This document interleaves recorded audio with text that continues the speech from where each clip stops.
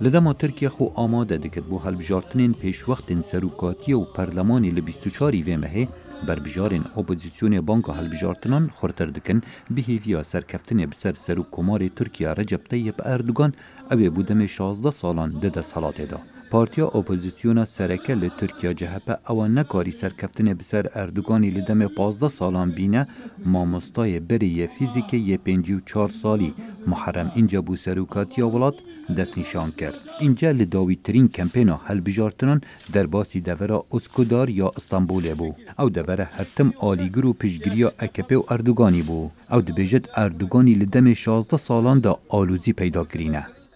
Bu konuda 16 yıldır toplumu 16 salın her Erdoğan yeku tengijit nava civakê da dirûz dike û civak jê juda kiriye lê ez dê vajî vê çendê bim ez ê bibim serokê tevaya civakê. Tirsa tevaya aliyên opozisyona Tirkiye guhartina sîstemê desalata welatiye.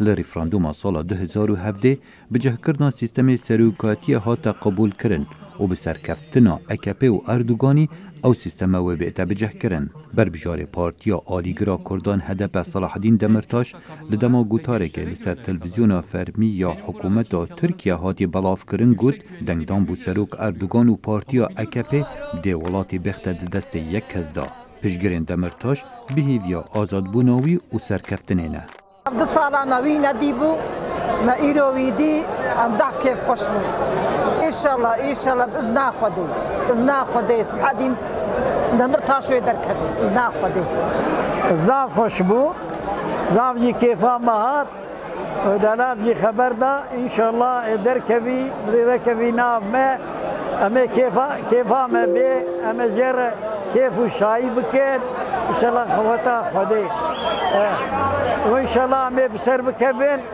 پنج ملت وکیلیه خواهش باطمانی ببینه مجلسه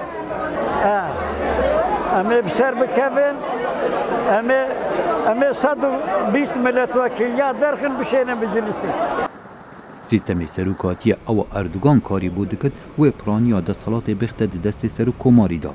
لدم سروک وزیر ترکیه بن علی یلدرم دبیجت سیستم سروکاتی باندور لسر کاریگری و پرلمانی ناکه. سروک ده حکومت دروست کرد. لدم ورگرتنا دستوریشی هوا ده پرلمانه که به حساب بید. اونو نرین هوا ده کاره که خورد ده ناف پرلمان دا بکن. لمیرال اکشنر یا 62 سالی اول سال 2016 لپارتیا مهپی هاتیه درکرن بربجارا پارتیا هر بجوک دناف پرلمان ترکیه دا. او جی وکو تبایا آلین دین اپوزیسیون ناراضیه لسر سیاست اکپ و سوزن گوهارتنان دیده.